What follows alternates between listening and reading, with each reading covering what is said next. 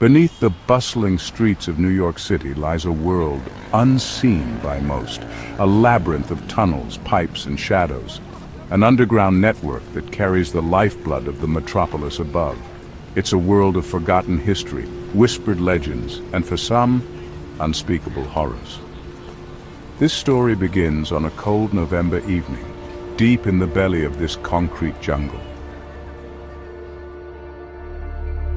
Michael Anders was a technician for the Metropolitan Transit Authority.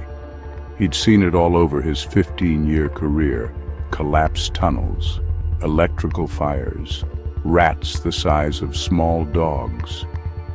But nothing could have prepared him for what he would encounter that night. The call had come in just after 10 p.m.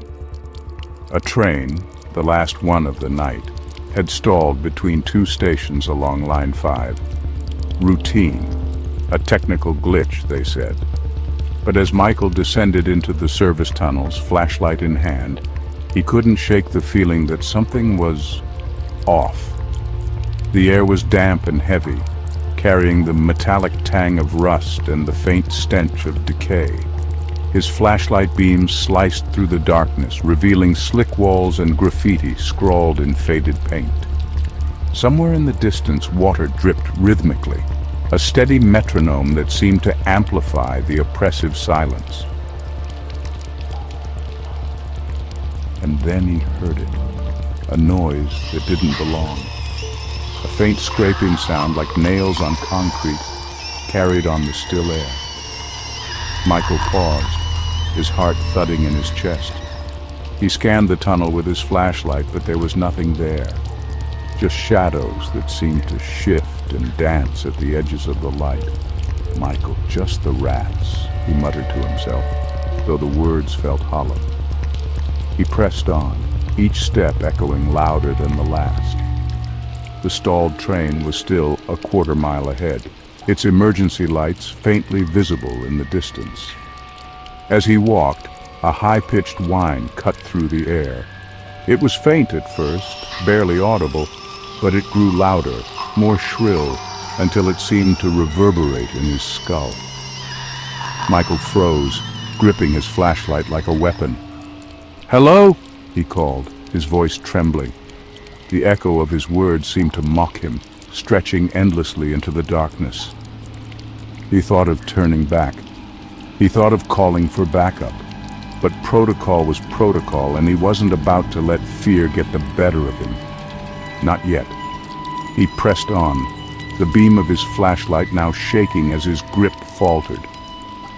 And then he saw them. Eyes.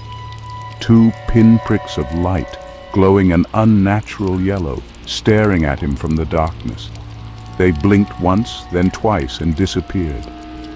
Michael's heart pounded in his ears as he stumbled backward. "Michael, it's just an animal," he whispered, trying to convince himself. But deep down, he knew better. Those eyes weren't the eyes of any animal he'd ever seen.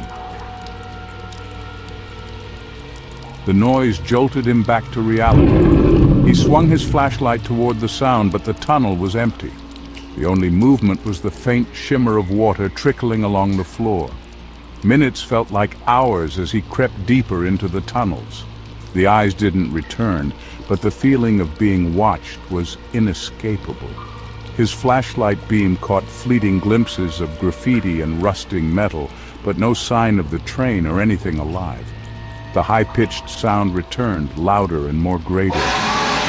Michael stumbled, clutching his ears as the noise pierced through the darkness.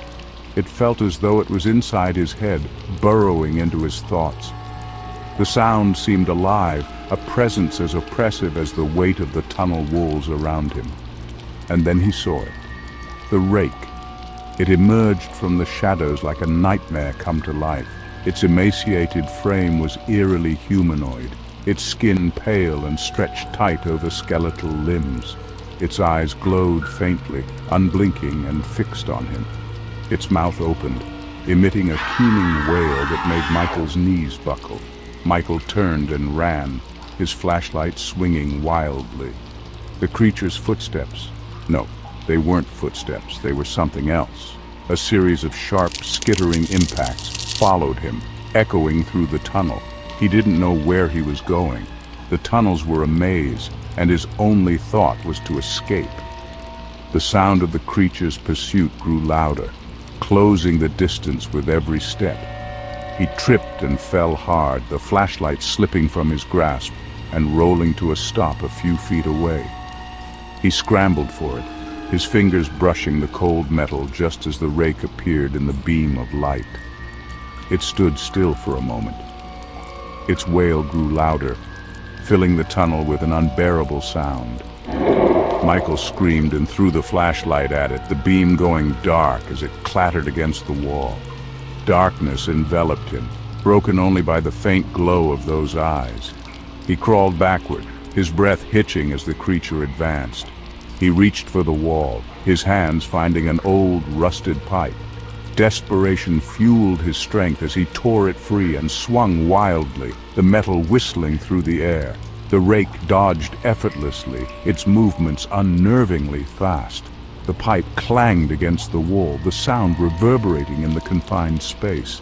The rake's wail rose to a crescendo, so piercing that Michael felt tears streaming down his face.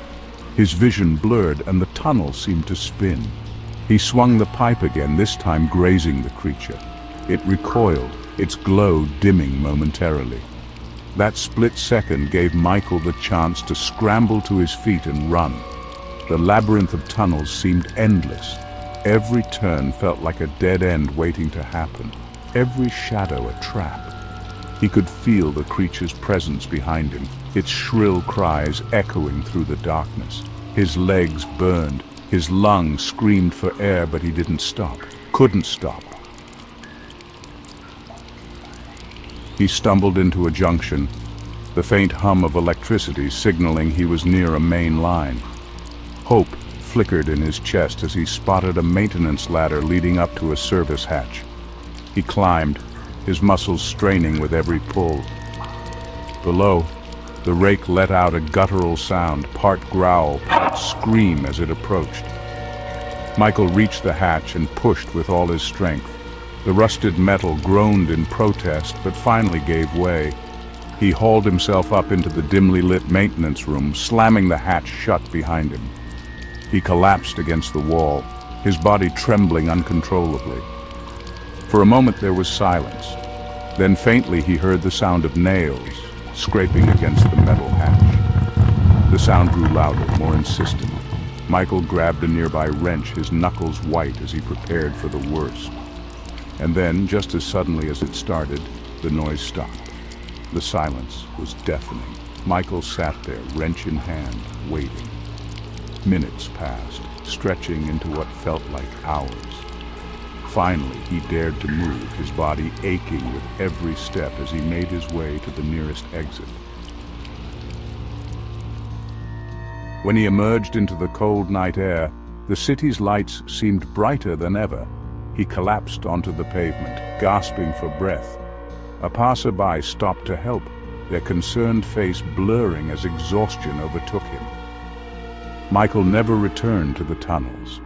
Official reports claimed the incident was caused by stress and exhaustion, but Michael lived with the memory of what he'd seen. Deep beneath the streets of New York, in the forgotten veins of the city, something waits, watching, listening. And if you ever find yourself in those tunnels, remember, not everything in the dark can be explained.